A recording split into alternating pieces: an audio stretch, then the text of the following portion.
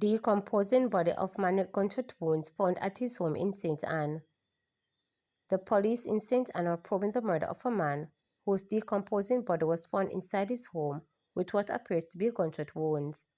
He has been identified as 54-year-old handyman Robert Anthony Llewellyn of Wharf Road in St. Anne's Bay. It is reported that around 4:35 p.m. on Saturday, the police were called to the area. A team responded and went to the man's house, where his decomposed body was found face down on a bed. The body appeared to have gunshot wounds to its back. It was removed from the scene. No motive has been established in the case. St. Catherine man accused of beating truck driver to death. A 39-year-old man has been charged with murder after he allegedly used a board to batter a truck driver to death. Charged is Orlando Johnson of Mountain View Estate, Spanish Town in St. Catherine. Johnson is charged with the death of 46-year-old Dwayne Dennis, a truck driver of Signal Drive, Kingston 2. Reports from the Denhamton police are that about 5 p.m. on April 30, both men had an argument along Alton Villa Main Road in Kingston, which developed into a fight. Johnson allegedly used a piece of board to hit Dennis in the head and all over the body. Dennis collapsed and Johnson reportedly attempted to flee the scene, but he was chased and caught by citizens. The police were summoned and Dennis was assisted to hospital, where he was pronounced dead. Johnson was taken into police custody and formally charged on Saturday. Bolt dubbed national hero by PM at father's funeral. While offering his own thanks for the contributions, the late Wesley Bolt, father of sprint sensation Usain Bolt, would have made to the country, Prime Minister Andrew Holness declared Usain to be a national hero. He was speaking at the funeral service to honor his father at the Falmouth Seventh-day Adventist Church in Trelawney on Sunday. Usain is a global icon, a national hero, a national asset, said Holness. Usain also that whatever I am today, it was because of my parents. He gives credit to his parents. It is not easy to be a world champion, and I am certain that it would have taken Usain's village to raise him to become this world champion, but it all started in the home the Prime Minister shared. I want to say to you, Usain, the entire nation mourns with you. The entire nation embraced your family and surround you with prayers at this difficult time, he noted. Holness had in the past steered away from conversations about whether or not Bolt could be classified as a national hero due to his exceptional representation of Jamaica across the world in athletics and his further contribution towards nation building. The Prime Minister even pioneered a new national icon category aimed at national builders like reggae sensation Bob Marley and Louis Benny Covally, known for her popularization of Jamaican patois.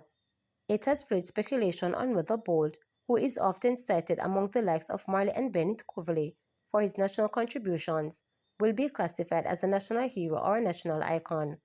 Bolt himself said he does not expect to be conferred the title while alive and is not stressed about it. When queried about the language usage as he left the Thanksgiving, Holness only reiterated, Usain is a hero, no one has to think about that. Despite his grief, the young Bolt spoke fondly of his father during the ceremony. His father died on March 31st after prolonged illness. JTA's president, Dr. Mark Simmet, says educators will not accept Teaching Council Bill in its current form. President of the Jamaica Teachers Association, JTA, Dr. Mark Simmet, says educators will not accept the Jamaica Teachers Council JTC bill in its current form, calling it a betrayal. After 21 years of deliberation, the bill, which is aimed at regulating the teaching profession, was approved by the Senate on Friday, April 25th, with 38 amendments. It is expected to return to the lower house for further approval before being sent to the Governor General. Once enacted, the legislation will give unregistered teachers 2 years to register with the Jamaica Teaching Council. Speaking at the JTA's National Education Week Church service, Dr. Simmet described the approach being taken as heavy-handed. The JTA, after 2 decades of staunch advocacy on this bill, feels betrayed, as the bill in its present form demonstrates no meaningful effort to address the critical concerns raised of the teachers of Jamaica. We are not against professionalizing the teaching service. We support it, but we believe that the approach being taken is heavy-handed. A bill that purports to professionalize the teaching service seems more obsessed with punitive sanctions and taking control of the profession away from teachers. The JTA will continue to advocate for the teachers' rights to have greater agency and administration over their profession. We stand ready to take all possible actions to halt what I can only characterize as a travesty. This bill must not be put into law in its current form. The teachers of Jamaica will not accept what we consider a betrayal. Parents encouraged to manage expectations during exam season. Parents are being urged to manage expectations as their children sit various school examinations, ensuring they do not feel that their results determine their entire future. Director of Child and Adolescent Mental Health at the Ministry of Health and Wellness, Dr. Judith Lieber, said parents should approach exams in a way that reassures children that they are supported to do their best rather than pressuring them to achieve high results. She cautioned that excessive pressure can contribute to serious emotional distress, which families should work to prevent. She also highlighted that children should be encouraged to follow their exam schedule, with parents offering support and minimizing distractions, particularly from cellular phones and social media. The director also urged parents to manage their children's gaming habit, noting that, while enjoyable, they can become a distraction from schoolwork. She added that the younger students preparing for the PEP exams, excessive gaming may contribute to heightened anxiety. We want to encourage young people to seek help if they feel overwhelmed, whether by speaking to a friend or a trusted adult or a guidance counselor, she noted. She also encouraged those experiencing anxiety to reach out to the Ministries of Health and Wellness Suicide Prevention Helpline. The help operated in collaboration with the United Nations Children Fund and the Office of Children Advocate Safe Spot line at 188 723 3776. There are many avenues where children can find support in managing exam stress, she noted. Adam Stewart overwhelmed by turnout for Jill Stewart Montego Bay City Run 2025. Executive Chairman of Standards Research International, SRI Adam Stewart, was left overwhelmed by a remarkable turnout for the Jill Stewart Montego Bay City Run on Sunday morning. It's overwhelming, overwhelming. I've never seen so many people in this run. There was a sea of people, he told reporters. Thousands of individuals filled the road along Howard Cook Boulevard, leaving mere inches between each other as they ran and walked in the cool of the early morning.